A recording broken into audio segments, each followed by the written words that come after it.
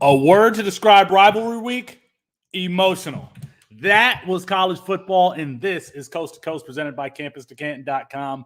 Anarchy in Ann Arbor, Bama taken to the brink. Bedlam just finished. What's going to happen with Lincoln Riley? But I need you to do two things for me. Go ahead and hit that subscribe button. Turn on your notifications. This is going to be our last show for the year, but we are still going to be going live with all sorts of content over at Campus2Canton.com. Jump in the chat. Let us know where you are watching from. But we're going to start this show the same way we start every show, with the rundown. Let's get into the game. Matthew Bruning. Ohio State at Michigan. Snow flurries. Michigan rushes for 279 yards, led by Hassan Haskins. 28 carries, 169 yards, 5 touchdowns. I said early on that if Michigan could start off with the lead and put some pressure on CJ Stroud, let that front four do what it couldn't do, then they could win this game. And that's exactly what happened. They jumped out to the lead. Aiden Hutchinson becomes the all-time sack leader at Michigan with 3 sacks. You got to give it to the Michigan Wolverines. You got to give it to Jim Harbaugh. They pretty much just ran the ball down Ohio State's throats, and we hadn't seen Ohio State give up rushing yards like that since Oregon. Yeah, I mean, the game plan that Michigan had this week was what Michigan State should have had with Kenneth Walker. We talked a lot about that last week. I know, we talked a lot and gave you a lot of props that you said to sit Kenneth Walker last week. This is exactly what I thought they were going to do. And Hassan Haskins was a beast today. 169 yards, 5 touchdowns. I've been talking about it all year, and so I wasn't really not that surprised the game went the way that it did. This defense has not really been good. If you really go and look, they put up and were good against teams that were not that talented or not toward the top of the Big Ten. And even on offense, they put together a lot of their stuff against poor teams. I mean, Michigan State, I think that was a recipe for disaster because of how bad that secondary was, but I think the fact that Kenneth Walker couldn't get running on the ground, it's what allowed Ohio State to keep hitting him with those big strikes, which we didn't see Michigan do. Michigan bled those clocks with those run plays. I mean, they averaged, 6-something a carry or something like that? Like, they couldn't stop him, and Cade McNamara didn't even have to throw the ball. I mean, I don't even know what his stats were. He was 13 for 19 for 159 yards. I mean, once he threw that interception, it was like Jim Harbaugh and that offense like, no, we're just running the ball because it's been effective. I mean, I can't say much negatively about Stroud. I think overall he did play a decent game here. 394 yards, had the 2 touchdowns. He looked shaky in moments, but I would also say it's kind of hard not to when you have Hutchinson and Jabo playing the way that they did. And you just mentioned Hutchinson, now the all-time sack leader at Michigan. Not even that. Dude jumped up into now a Heisman favorite. He had no Heisman odds coming into this game. After that game, he jumped up to, I think, the 3rd favorite now to win the Heisman. I believe he jumped Kenneth Walker. So, I mean, he's having an amazing season. We talked a little bit this morning, you and Brandon, on the tailgate. They lost Harry Miller a couple weeks ago. I think that's kind of hurt that offensive line. You know, Henderson had a decent game here, 74 yards on the ground, 54, got a touchdown in both. And the wide receivers, I thought, played a decent game as well. JSN, Wilson, and Olave. But I think it was really that defense. As bad as that offense looked at times, I don't know that you can put this game on Ohio State's offense. Outside of the 2 red zone stops where they went for field goals, you know, there wasn't really any turnovers. I thought the offense looked good, but that defense could not get a stop against Michigan when they needed to, and Harbaugh ran it down their throats. And I mean, props to them. You know, it's weird to say this because I really don't like being happy for anybody or anything involved with Michigan, but it was good to see Jim Harbaugh kind of get that monkey off his back, because I do think he's a good coach. And you can tell how much it mattered. I mean, it's, you know, I think it was a good friend of mine, Jared Watson, who tweeted this out. He's an Ohio State fan. He's like, we've been spoiled. We have. I mean, it's been a good 10-year run. We didn't expect it. It happened, and it's kind of weird sitting on the other side of the fence, but it is good for Michigan, I think, to get that. It makes the rivalry, because now next year, that game's going to have even more meaning. So it sucks to be on the losing end of that, but it was such a great game, too. It was insane. And as Colin mentioned in the chat there, the snow, like, that made that game so much better. I wish it had been a little bit closer, but I mean, it was a great game. Ohio State has now failed to beat Michigan 2 years in a row. If I am a Heisman voter, I'm considering Aiden Hutchinson. No, sir. No, sir. I will mute you really quick. That is not true. Michigan backed out of that game last year. That is true. That is a factually accurate statement. And Davis, I want all defensive linemen in New York for the Heisman. Maybe let Bryce Young be there, but Hutchinson, Davis, and Will Anderson should absolutely be there. This is a year where they could do that. Alabama at Auburn, the Iron Bowl, Matt. This one was close. I think that if Brian Harsin could have taken a gamble or two here or there, that Auburn could have actually won this game and put Alabama absolutely out of the playoffs. Jameson Williams goes out on a targeting penalty. This game was a very low-scoring game, even though Bryce Young had over 300 yards passing. John Mechie, I think 150 yards receiving after Williams goes out. But another defensive struggle here. I need to give credit to Roger McCary. Senior cornerback Roger McCary. He was causing problems for Alabama receivers all day in man coverage and was doing an excellent job breaking up passes without interfering. He ends up giving up the 2-point conversion at the end of the game to John Mechie, but he was just outstanding all day, and you win some, you lose some. In the first overtime, Brian Harsin, you've got a quarterback, TJ Finley, who can't even walk. You score a touchdown. You have the 2-point conversion. You have the momentum right there. You can go for the 2-point conversion and end the game. Instead, you decide to go for one. I thought that was a really poor decision. There were other times where he could have gone for the win, and he simply didn't. Also, I mentioned Will Anderson, another monster game for him. He is leading the country in sacks, I believe. But Alabama moves on, and it brings us to the showdown next week that we all have been looking forward to, Georgia and Alabama. Yeah, I will say before I put this game on Brian Harsin, I'm putting it on Tank Bigsby. All he had to do was go down, and that game's over. That runs off 40 seconds. They go in there at the point where, and I guess you are kind of nitpicking here a little bit, but the point where they got to the 40, or it was the 40 or 50 in the game, they would have only had 8 seconds left, not 48 seconds, which allowed them to then drive down and score. I know it may have been tough. It looked like he just realized way too late what was about to happen, and then he tried to stop himself, and he was already on the sideline, and Alabama's players pushed him out of bounds to get the clock to stop. If he just goes down right there, that runs 40 seconds off. I don't think Alabama wins, but I think we've got to talk about Bryce Young. I mean, I know through 3 quarters he was not having a good game, but it matters that he brought them back and won this game. I've been saying all along, I think he should have ended up winning the Heisman.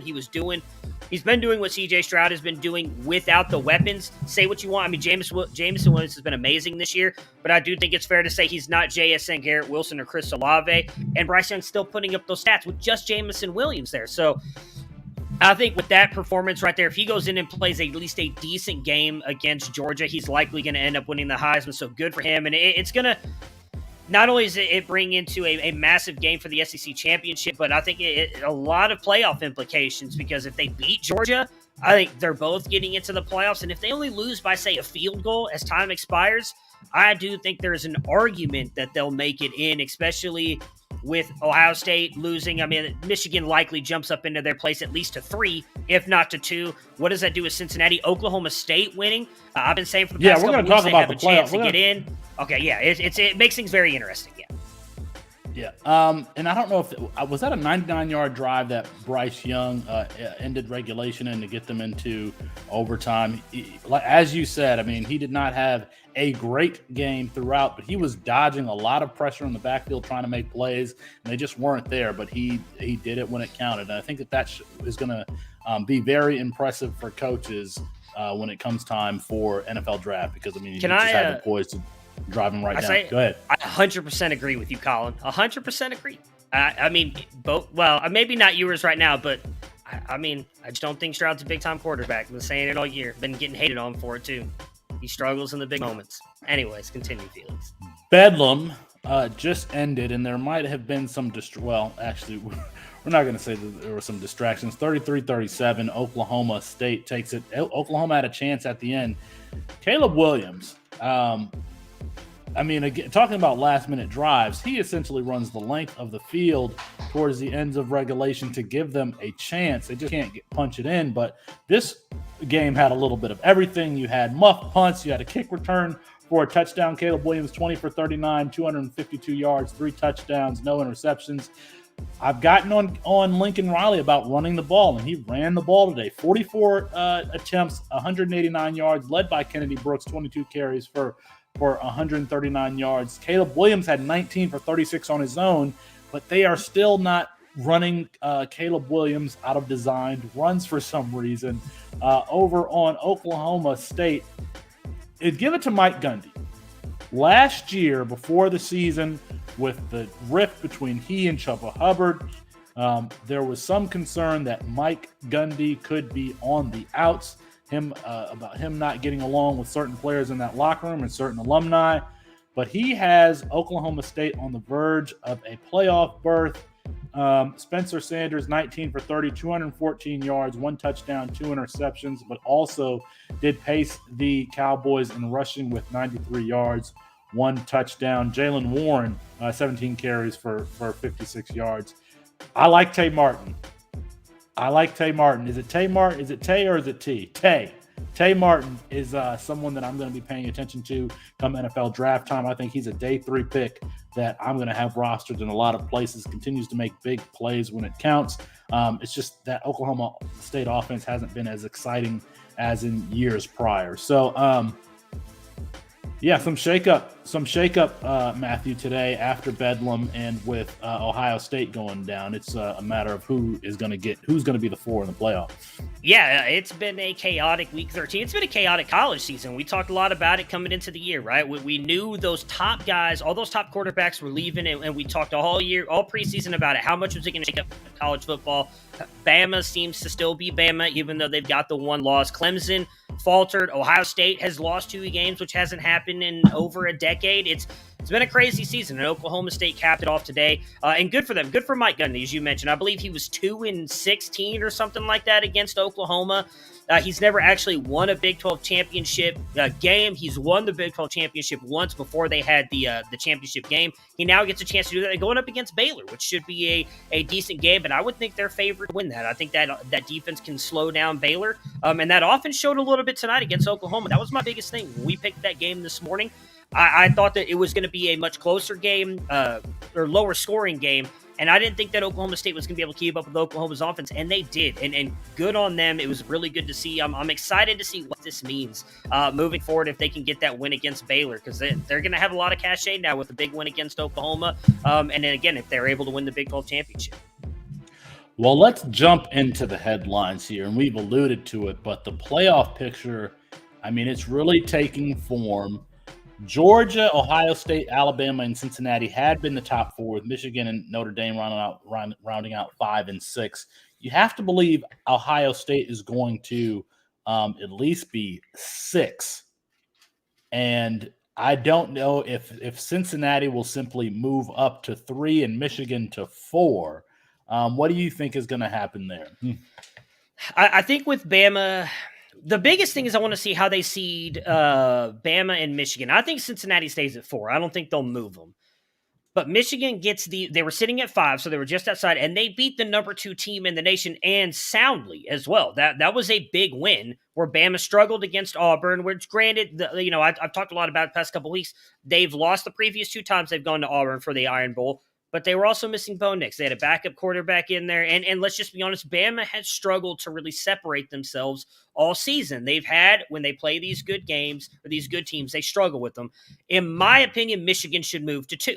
They beat the number 2 team soundly. Georgia out there dropped a 40-something burger on Georgia Tech. Wasn't even close. I think Georgia stays at 1. Michigan goes to 2. You keep Alabama at 3 and Cincinnati at 4. I think Notre Dame probably moves up to Notre Dame is a great win. They beat Stanford. Colin, get out of here. That is not a great win. But Notre Dame moves up to 5, and I think Oklahoma State is probably now sitting at 6.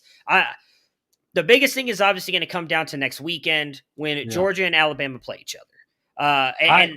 Go ahead. I just don't see the committee letting Alabama in with 2 losses, and I think that's going to mean, are we going to have Georgia, Michigan, Notre Dame, and Cincinnati in the playoffs? Is that what we're looking at? So that's where things are interesting, right? I don't think Notre Dame's going to get in. If Oklahoma State wins, I think they're going to jump Notre Dame because the biggest thing that's going to affect Notre Dame is they're sitting at home next weekend. They're not playing a game. What is Oklahoma State doing? They're going out there and improving their resume. And what's Notre Dame's best win? Is it North Carolina where they beat them by 2 points? A North Carolina team that's now 6-6, I think, on the season? Because the only good team on their schedule they played is Cincinnati, and they lost to them. And I may be misremembering a Notre Dame schedule, but I don't remember anybody else on there that's a really good team that they have beaten. Oklahoma State now has beaten Oklahoma, who was a ranked opponent. And if they go out there and beat Baylor I think is 17 or 15 right now. They're probably going to move up a little bit in beating Texas Tech, or even if they stay at the same, that's another ranked win for Oklahoma State. I think it's going to be Oklahoma State. If Alabama, which I expect Alabama to lose to Georgia, if Alabama loses, I think Oklahoma State sneaks into that 4th spot, bumps Cincinnati up, which means we would get a very intriguing matchup, in my opinion, between Michigan and Cincinnati, and then probably a bloodbath between Georgia and Oklahoma State. So Georgia, Cincinnati, Michigan, and Oklahoma State. I mean, we're definitely getting some new blood in the playoff this year. College football was great today. This is why you love college football. Let's talk about one other significant headline, Matt. And the rumors were circulating on Twitter today that Lincoln Riley held a team meeting even today, I believe, telling the players that they had nothing to worry about, that he was committed to the team for this season, but would not commit to the team beyond this season. The Twitter sleuths out there are showing that he is now being followed by a number of LSU coaches, the baseball coach, the basketball coach, staff there at LSU. The reports go as far to say it's a done deal for Lincoln Riley to go to LSU, and that at OU is going to pursue Josh Heupel. Now, that second part actually makes a lot of sense to me, given that Heupel is a former OU quarterback himself. But what are your thoughts on Lincoln Riley potentially packing up and heading to Baton Rouge? It makes sense. I mean, we talked a little bit about this on the show. We didn't dive deep into it, but there's been rumors for a couple of weeks now, and I can't remember if it was on this or Debbie Debate. We discussed it a little bit, but to me, it makes sense. I mean, look, Oklahoma is a great program. I don't want to upset. I know there was a couple people in our Discord who were getting a little upset with me saying this. I'm not trying to disparage Oklahoma. They're a good program. They've made it to the playoffs multiple times. They have 2 Heisman winners in the past 7-8 years. But they're not LSU. LSU is an elite program when everything is rolling right. Would you say that right now, with Lincoln Riley's tenure at Oklahoma, they've had everything rolling right? He's been getting them. They've been close to double-digit wins every single year. He's done a good job in recruiting, but they've never really gotten over the hump. LSU is a hotbed when it comes to recruiting, and they're a hot name. When you get a guy like Lincoln Riley in there, you get the right defensive coordinator in there to run, because we know Lincoln Riley's not going to run the defense. You're going to get prospects and players that you just can't get at Oklahoma, because LSU is a brand name. It is an elite tier school when that is running right. We saw it with Ed O, right? And granted, it came right off a national championship.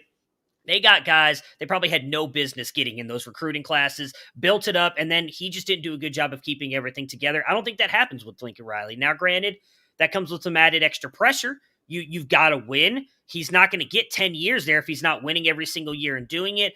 But I think if he takes the teams that he's had right now at Oklahoma to the SEC, I think they're maybe the 4th or 5th best team. Like, they're not going to win the way I think he can if he was building these teams in LSU.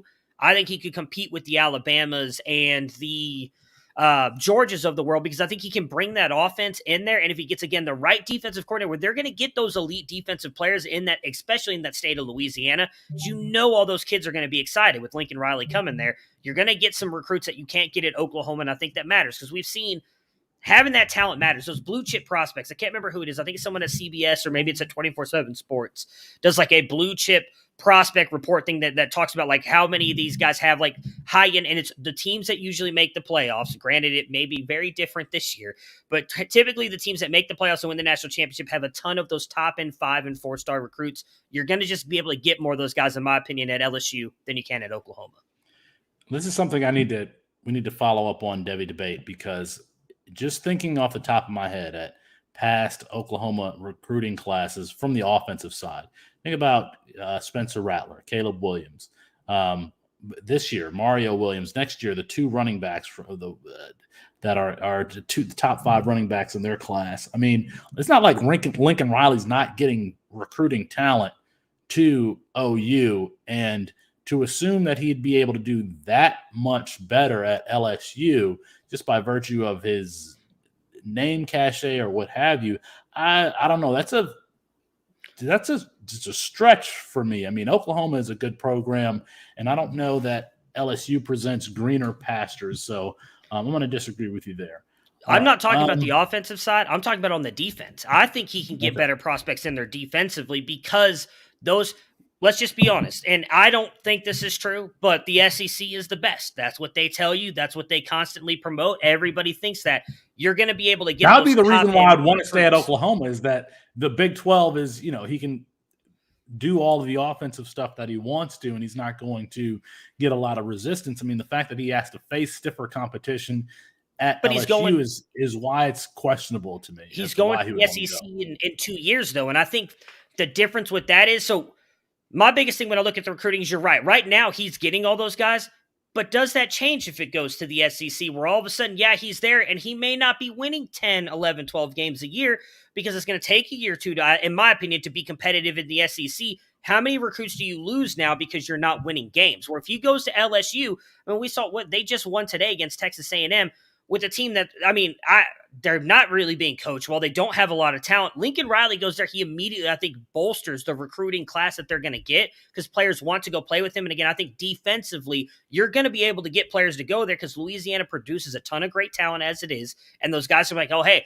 now we're going to have an offense because you're going to look at that as I don't know that they'll be this good, but the Joe Burrow, Joe Brady offense type, right? Like, oh my God, we're actually going to have a good offense with Lincoln Riley coming here, bring in some defensive recruits and a defensive-minded coordinator, or you're going to have a good defensive coordinator. It's going to completely change that team. Now, Big 12 doesn't care about defense. Alex Grinch, he can't get those top-end defensive players, so there's only so much you can do. All right. Well, once that news breaks that Lincoln Riley has gone to LSU, if it does happen, we'll have more to talk about somewhere on some platform. So, all right, Matt, before we go into the players overall, do you want to do the video or do you want to do the players first? Yeah, we can. You want to do the video? I can just add it right now. So I'll let you go ahead and tee it up. All right. So if you guys watched Tailgate this morning, we put together little highlights from season 1. I didn't do the thank you part, so I'll just say this live. Thank you so much to everybody who's tuned in. For those of you who may not know, it's very late for some of us, so the fact that a lot of you guys stay up with us, jump in the comments, it means a lot to us. So this will be, as Felix mentioned at the beginning, the end of season 1 for us at the Tailgate. So here are some of the highlights and the special guests that joined us throughout the season to help us make this show such a success.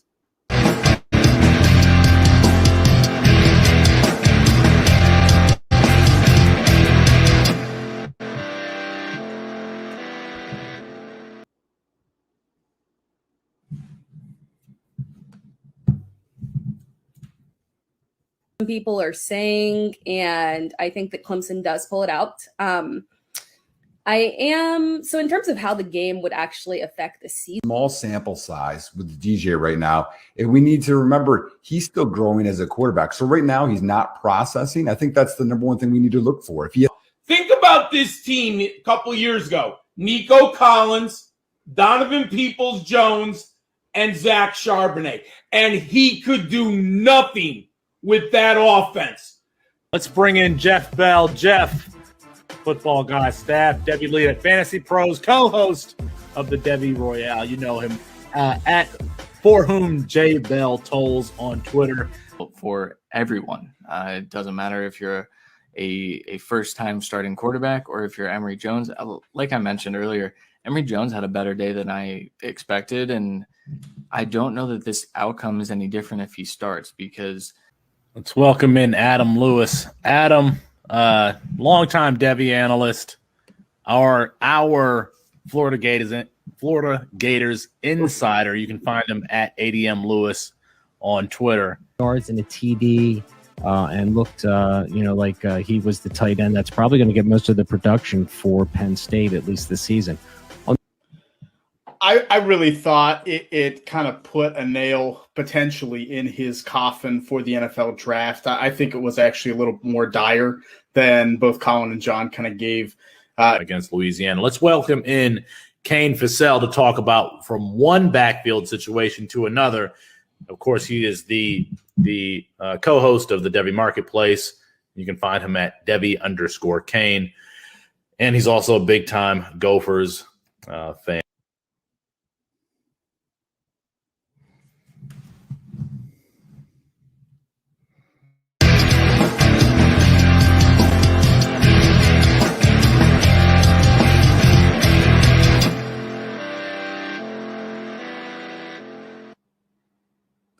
It's Coast to Coast presented by Campus2Canton.com. We are absolutely loaded for you tonight, covering everything in week 1 of college football.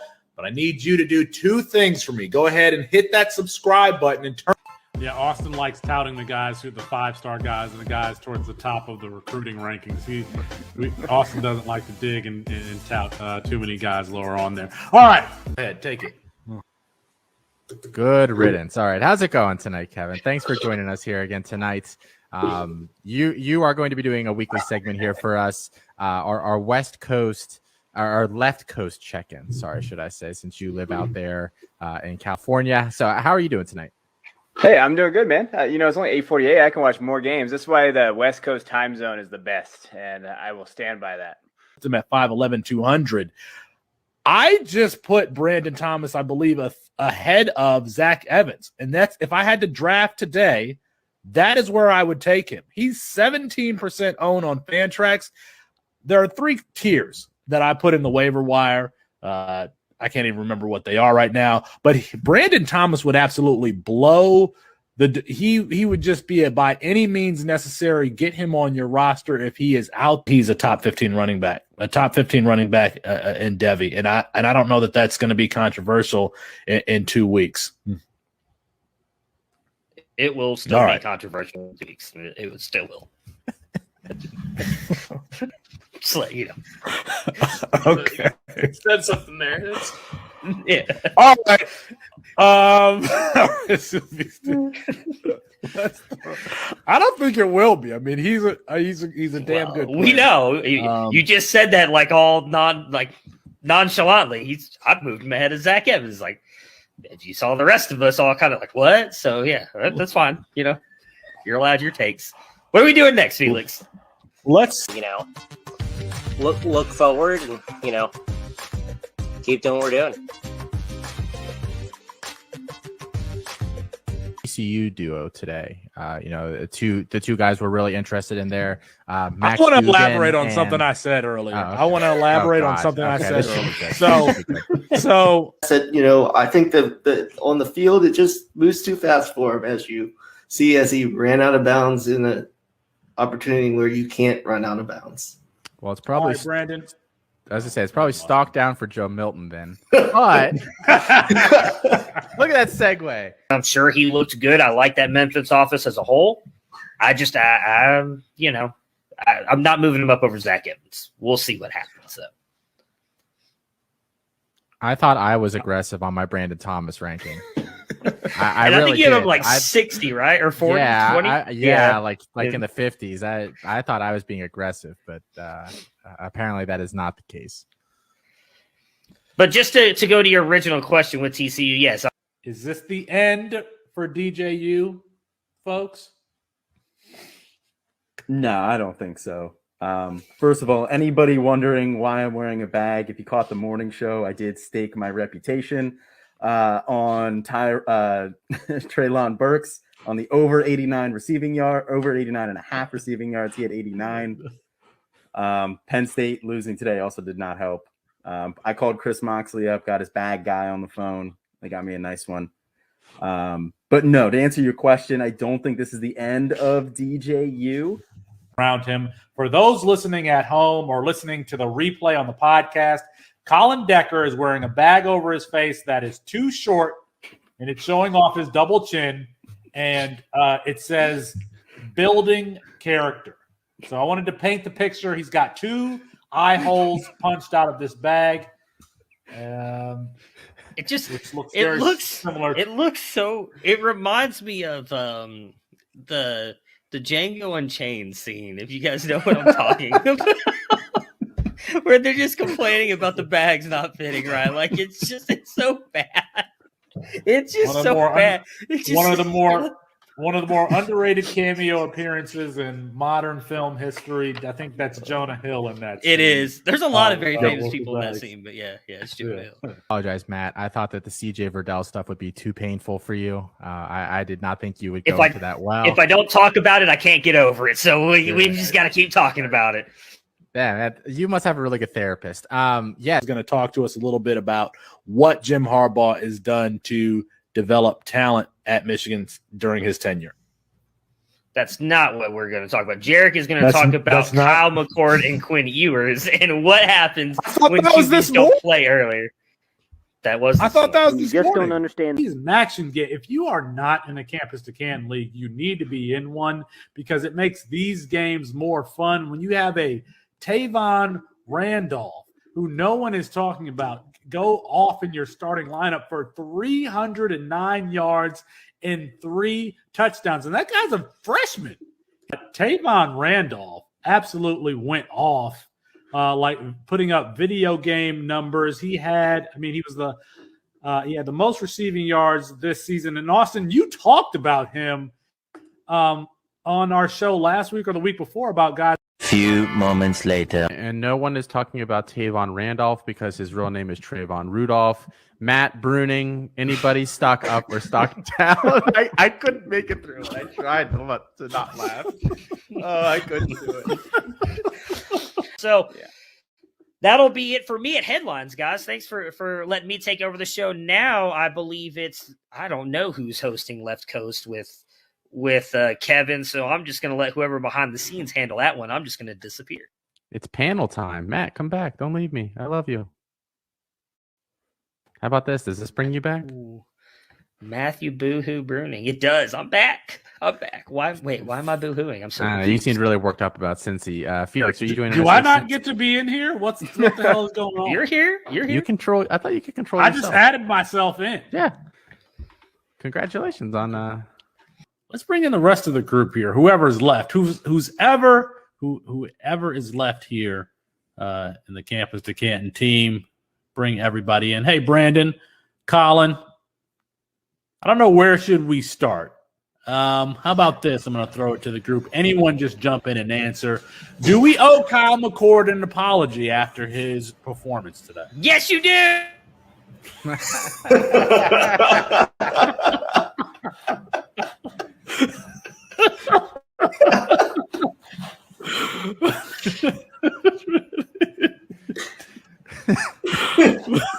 Oh man, that's all I had to say, Austin. I can go back and win now. That's okay. I said, Matt, do you want in?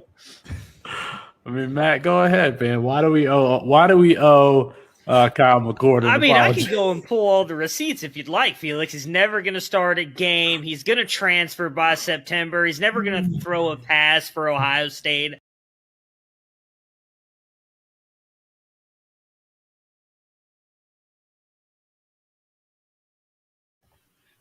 Season of the tailgate, first season of Coast to Coast. We had a lot of fun. We'll have a lot of fun next year. Let's before we get out of here, Matt, let's talk a little bit about some players. We always talk about players whose value changed that today, but let's talk about some players whose value changed on the season overall. Some of the biggest fluctuations in value. We'll go positive and negative. Do you want to start on the positive side? Yeah, I'll save some of the guys that I know you've kind of touted that have really kind of blown up. Josh Downs, he was a guy we had a lot of questions about coming into this year. We weren't sure if he could carry that offense. I think it's safe to say he's worked himself into, if not a day one pick, a high-end day two pick when his draft comes up in 2023. I think we would be remiss if we didn't mention guys like Rasheen Ali and Seth Hennigan, who were not even drafted in C2C leagues. And by week 2, Rasheen Ali was a big name. Seth Hennigan was probably closer to 4 or 5 when people really started picking up on him. And then I got to mention Kenneth Walker. I think, coming into the season, that there was not a lot of people who thought he was going to be able to do much of anything. There were people talking about him not even getting the starting job in that backfield. And then he's come out there and I think worked himself into, being at least the third running back off the board this year. He's likely going to be at least invited to the Heisman ceremony. He's just had an amazing season. He's really kind of shot his stock up in a major way.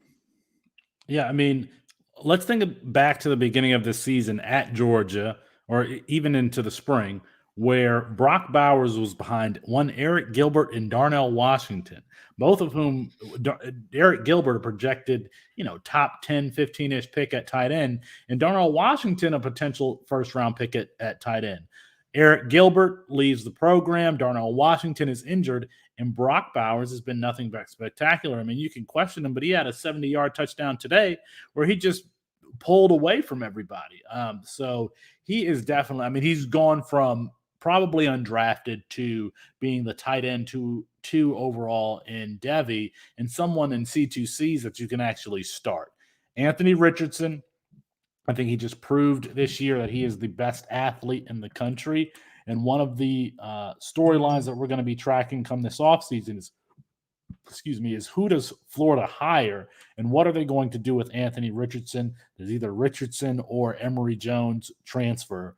But Anthony Richardson still 3 more years of eligibility. Xavier Worthy, the freshman who was supposed to be at Michigan, leaves in the spring, says this is no, I don't think so. Goes to Texas and has been, again, spectacular, a deep threat for them. I think Deshaun Jackson was the comp for him for 24/7 Sports, and that actually works. And you got to save the best for last, Tyler Van Dyke. Tyler Van Dyke was one of my favorite players this offseason. I called him the next Joe Burrow. I thought he would have to transfer given that Jake Garcia was there. But it looks like not only is he going to be the starter going into the spring, going into next season, but he's someone that you have to seriously consider as a first-round candidate in 2023 if you had to take that 2023 draft right now. After Bryce Young, I'm not sure who else you would take or CJ Stroud, but Tyler Van Dyke would be right there for quarterback 3. To finish today, 34 for 49, 381 yards and 3 touchdowns. And he has had a few stinkers in there, but he has otherwise been spectacular. And again, this is his first season as a starter. Matt, we had some misses too, though. Some misses and some players whose value fluctuated negatively this season.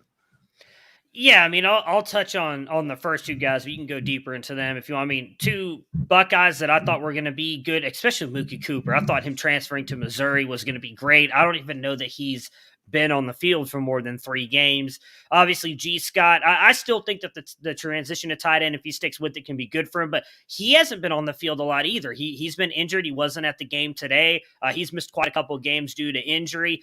A guy that I was with Colin on and Hudson Card, I mean, I don't know that he even has value right now. Coming into the year, he was highly drafted, wins the job, plays good, and then played really bad, gets benched for Casey Thompson, and when he's come back in, he has not played good at all. I'm very curious to see where he transfers to next season and what happens with him because his stock is really kind of low. Another quarterback that a lot of people were hyping up, Caleb Ellaby.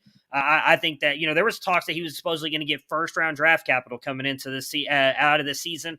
I don't even know that he gets drafted right now. And then a guy that you just mentioned that I was very high on, I have him in a lot of places. I drafted him as a freshman, was Jake Garcia. You just mentioned it, Tyler Van Dyke. I don't see any way outside of injury that Van Dyke doesn't keep that job. So where does Garcia transfer? I don't think that he wants to sit for another season. It'll be interesting to see what happens too with Miami. They've just lost their offensive coordinator. I believe he took the SMU job. Job, Rhett Lashley. Yeah. That's right. Yeah, so I don't know who comes in there, but even with the new coach coming in there, I think Van Dyke has proven how good he's been. He's not losing that job. So what happens with Jake Garcia? Where does he transfer to? So I think his stock has taken a pretty decent hit because he was at least a 3rd or 4th freshman quarterback coming off most boards this year. The great thing about Card and Garcia is those guys could transfer to a soft landing spot, and because they become starters, their value automatically jumps. takes a jump in value. And Garcia looked good in the spring game. He just wasn't healthy enough to take over for De'Aaron King when De'Aaron King went out for the season. So Daniel Jackson was a player that I gravitated towards. It was apparent that he was going to be in that slot, that position previously held by Rashad Bateman and Tyler Johnson, and there was going to be all sorts of fantasy goodness for him. Daniel Jackson only had 20 catches for 222 yards this season. Still technically a freshman because you retain the eligibility that you had last year, so he still has 3 years to develop. And he could turn it around, but he was not good this season. I thought, especially given how athletic he is, he was one of the more athletic wide receivers in that 2020 wide receiver class. Jalen Berger thought that what Braylon Allen was, that could potentially be Jalen Berger. He's no longer with the team. I think he's still in the transfer portal. Yep. And Eric Gilbert, as I mentioned, Ajay Hall. I think that there's zero chance that Ajay Hall ends up in Alabama next season. He's already complained about his playing time. He tweeted that he wanted to quit. I don't see how he gets. He's not going to be in Tuscaloosa next year, and I actually included him in the article of potential transfers. You got another name? Yeah, I will say, too, we should have mentioned Braylon Allen. That dude's probably seeing his stock rise more than some of the guys we just mentioned. Again, I don't even know that he was getting drafted. Yeah. Eric Gray, who we saw muffed a punt tonight in Bedlam, a guy that I know most of us at the site were not super high on, but there were a lot of people talking about him being the best back in this class. I would say I hate saying stuff like this because I feel like I'm so negative, and in my opinion, they're just kids because they're so much younger than I am. But I don't even know that he gets drafted. He has had such a bad season. He can't transfer again because he's used his one-time free transfer. I don't know that Kennedy Brooks is going to leave. So then what happens in Oklahoma? He's kind of just stuck in a really bad situation in Oklahoma. So I think his stock is probably one of the biggest ones we've seen drop down as well, that I don't see any way in recovering, like you talked about a Garcia and a Card and even a Hall. Hall could transfer somewhere and be the wide receiver 1 next year, and immediately his stock's rebounding. Outside of Kennedy Brooks leaving or getting hurt, I don't know that Gray's going to be able to rebound his stock. So he took a massive hit this year. Well, not only that, but OU brings in 2 top 5 running backs in Raleek Brown, and I can't remember the other guy. Gavin Sawchuk. Yeah, there you go. Next year. So, and Lincoln Riley has been active in the transfer portal when it comes to running back. So, Eric Gray might have to go play cornerback or something like that. All right. Any other players, Matthew? Nope, that's it. That's all I've got. That is going to be our last show for the year for the tailgate. I want to thank Matthew for being the producer that he is behind the scenes, getting us together with the music and the overlays. Kevin Coleman, who joins us every week for the Left Coast, and then obviously all of the folks at Campus to Canton who take their time to do this show. Austin, Colin, Brandon, anybody else I'm forgetting, Matthew? Let's see. Who else jumped on here? Mike was on Chris here for an episode. We had Will. Jarek. Will came on for a couple times. So, yeah. Will and Jarek Backus for putting and congratulations to Jarek Backus, who just had a baby. So, all right. I think that is it for us. We're going to be paying attention to championship week. Make sure you subscribe to the YouTube channel. We're going to continue pumping out content into the off season. Of course, all of the podcasts continue to go on throughout the year. But for Matthew and myself, that's it.